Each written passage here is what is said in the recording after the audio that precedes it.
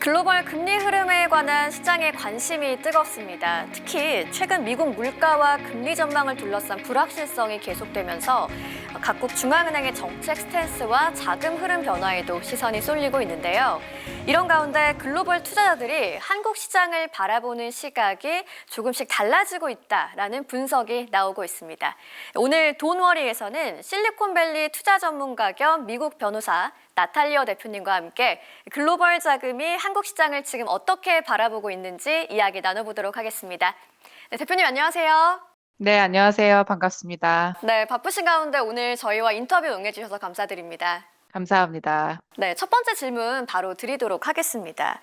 최근에 한국 증시를 보면 단순하게 반등이라는 걸 넘어서 구조적인 재평가 가능성을 이야기하는 목소리도 나오고 있거든요. 대표님은 지금 한국 시장을 긍정적으로 보시는 이유가 어디에 있나요? 굉장히 원래 긍정적으로 작년부터 봤었지만, 이제 조금 더 확신을 가지게 된 계기는 어떤 AI의 발전, 이 단계가 이전에 생성형 AI에서 지금 이제 피지컬 AI로 바뀐 이제 올해 초라고 저는 생각을 하고요. 이제 여기에 있어서 이제 한국 기업들이 가지고 있던 제조업의 경쟁력이 굉장히 주목을 받고 또 한국 기업 전체의 경쟁력을 돋보이게 하고 있다 이렇게 생각을 해요. 조금 뭐 더 말씀을 드리면 원래 생성형 AI 뭐 챗GPT나 이런 게 처음 나왔을 때는 이거는 좀 글로벌 빅테크들의 좀 동무대였죠. 왜냐하면 모델 성능이나 파라미터 이런 소프트웨어적인 게 중요했기 때문에 누가 더 좋은 언어 모델을 만드느냐, 누가 더 데이터가 많고 컴퓨팅 파워를 쓸 수 있느냐, 이제 이런 성능의 경쟁을 했을 때는 사실 한국 회사들의 경쟁력이 이렇게 돋보이지 않았어요. 근데 이제 피지컬 AI는 완전히 이제 다른 게임이죠. 왜냐하면 AI를 저희가 산업 현장에 적용을 해서 실제로 센서나 로봇, 뭐 디바이스 이제 이런 걸 통해서 AI가 실제로 경제 효과를 어떻게 일으키는지를 이제 시장에 확인하기 시작했는데 이제 여기에 이제 한국 기업들이 수십 년간 다양한 산업에서 축적해왔던 제조 현장의 경험이라든지 뭐 품질 관리, 공정 데이터, 뭐 하드웨어 설계 이런 능력들이 굉장히 중요한 단계가 온 거예요. 그래서 제가 얼마 전에 이제 실리콘밸리 현지에서 이제 자동차 관련된 기업이 모이는 어떤 행사에 갔는데 여기에 이제 전문 애널리스트들이 이제 전체적으로 하는 얘기가 이 자동차 분야에서도 이제 한국 기업들의 제조 능력이 굉장히 각광을 앞으로 더 받을 거다. 왜냐하면 지금 이제 예를 들어 전기차 시장이 원래는 고급차 시장 위주에서 이제 얼마 전에 테슬라에서 고급 사양인 뭐 테슬라 X나 S를 이제 그 생산을 중단한다는 얘기가 나오면서 전기차 시장이 굉장히 대중화되고 양산형 시장으로 지금 가고 있어요. 그래서 대량 생산을 해야 되는데 이때 이제 한국 자동차 회사, 현대나 기아차가 그동안 쌓아왔던 대량 생산의 양산 능력이 이 전기차 시장에서도 큰 경쟁력이 되고 있다. 뭐 이런 식의 얘기를 하는데 이게 이제 비단 자동차 산업뿐만이 아니라 AI가 적용될 수 있는 또 제조의 데이터와 노하우가 중요한 많은 산업 분야에서 비슷한 시각이 있죠. 그리고 그것 때문에 제가 보기에는 글로벌 자금들이 한국 시장에 대한 투자를 늘리고 있고요. 결국 AI 시장의 발전이 한국 시장을 긍정적으로 보는 시각에 좀 더 확신을 더해주셨다는 얘기네요. 네. 맞습니다. 그런데 여전히 이 AI 시장을 두고 과열이다, 버블이다 우려가 계속적으로 나오고 있는 상황입니다. 그럼에도 이 AI를 단기 유행이 아니라 구조적인 변화다라고 판단하시는 근거는 어디에 있는 건가요? 저는 AI 버블이란 얘기를 한국에서만 작년부터 들었는데, 음.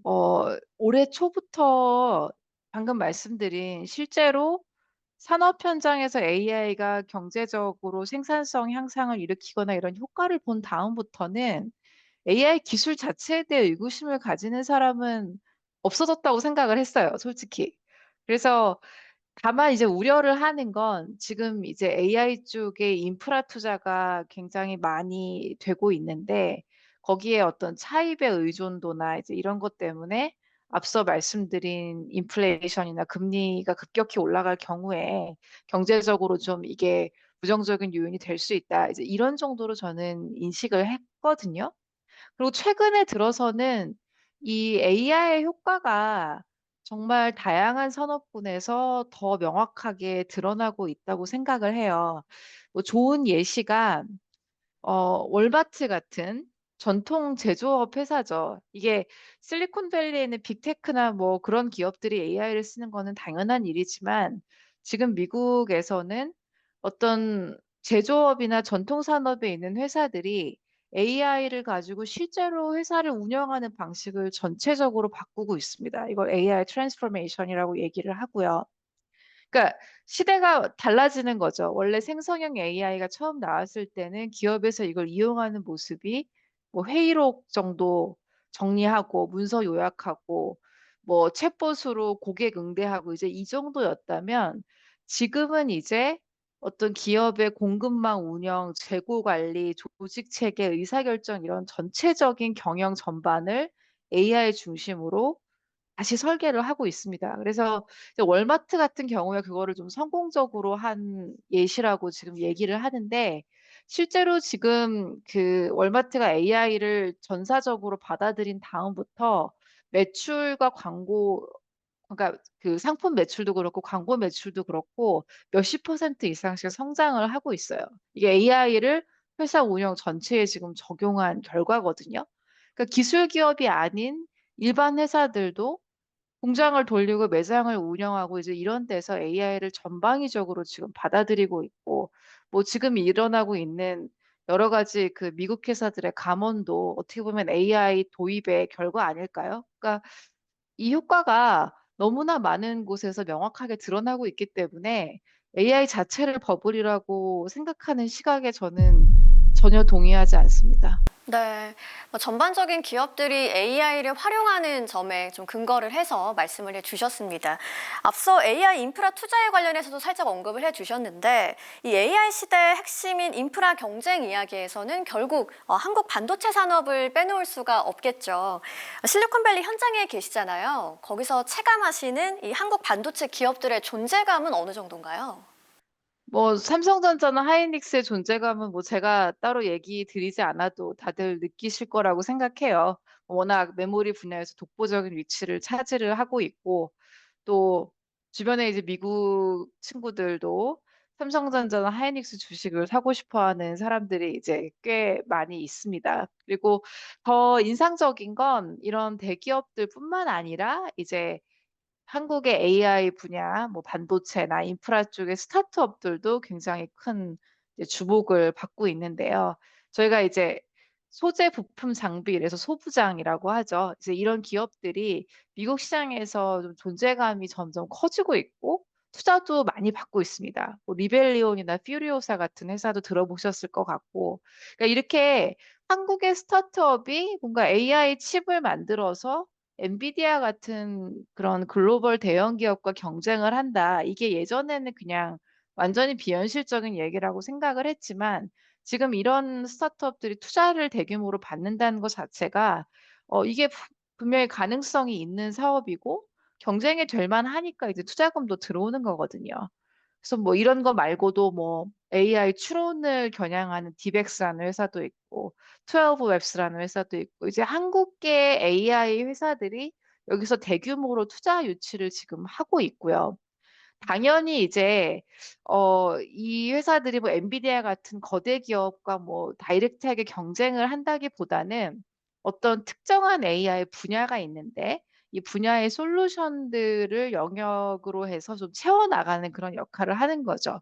근데 그러면서 이런 한국 AI 스타트업들이 미국의 실리콘밸리의 AI 생태계에 이제 통합이 되어가고 있고 이런 대기업뿐만 아니라 스타트업들까지도 경쟁력이 있어지면서 이 한국이 그냥 단순하게 예전에 메모리나 생산하는 그런 나라라기보다는 AI 시대의 어떤 핵심적인 플레이어로 자리매김을 하고 있다고 생각합니다.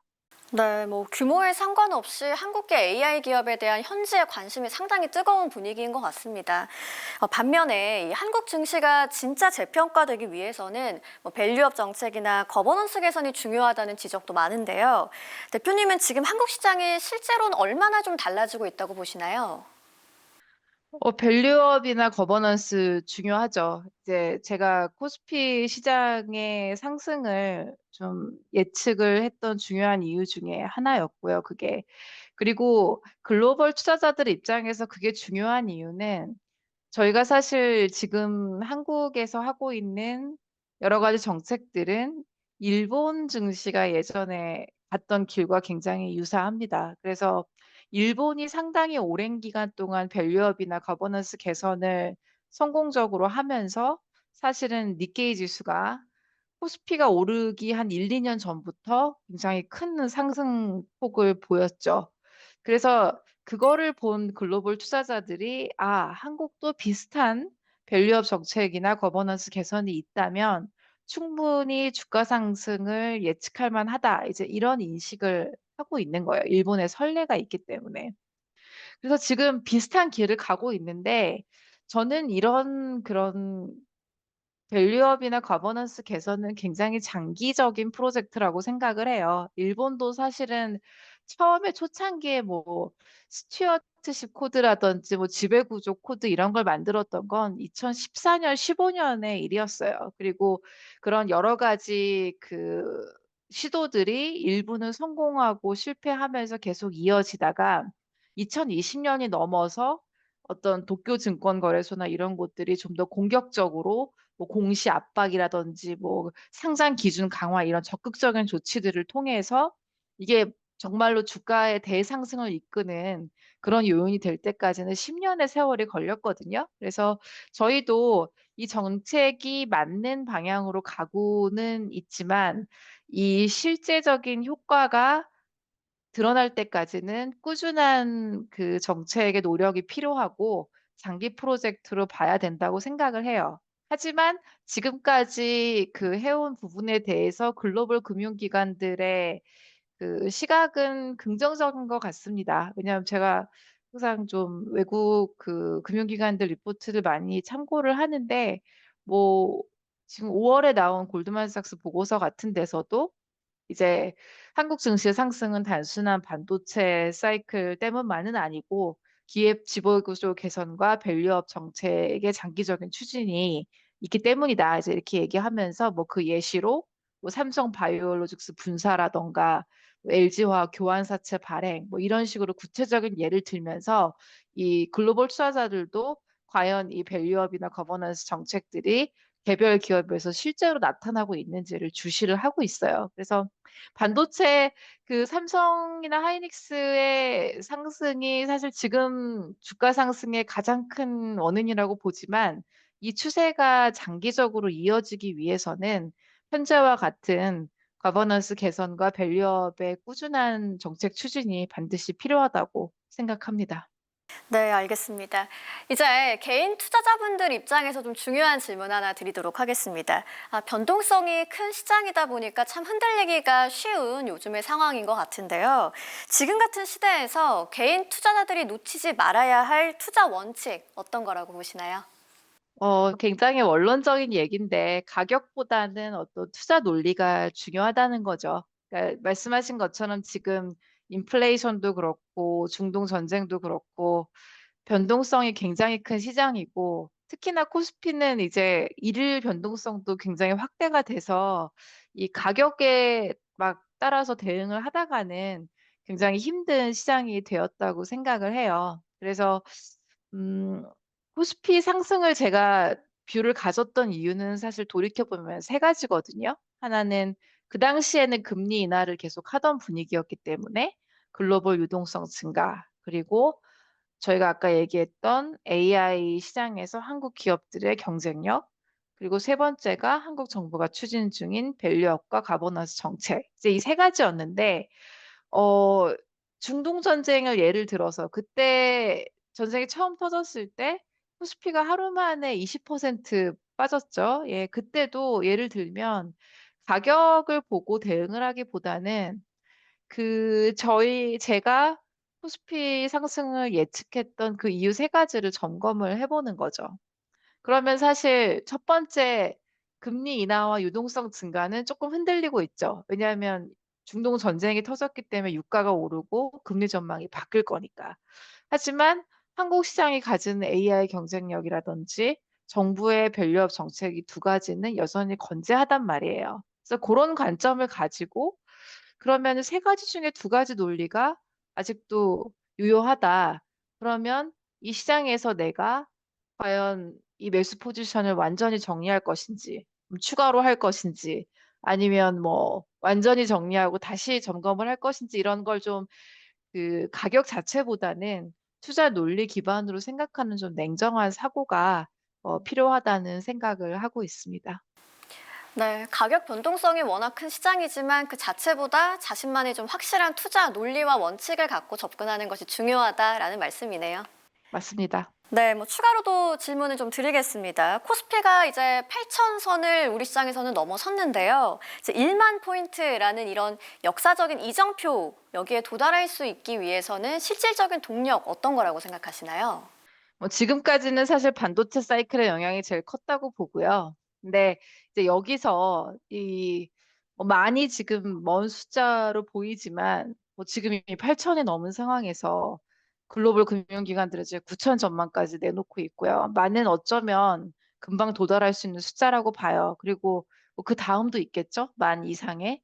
이 레벨까지 가기 위해서는 앞서서 저희가 얘기했던 시장의 근본적인 변화, 구조적인 개선, 그 밸류업과 거버넌스 개선이라는 그런 체질적인 변화들이 장기적으로 이루어져야 된다고 생각을 해요. 일본이 굉장히 좋은 예시가 될 거라고 보는데 그 시장 내부의 노력과 그다음 반도체 사이클 같은 것도 시장의 외부적인 요인이죠.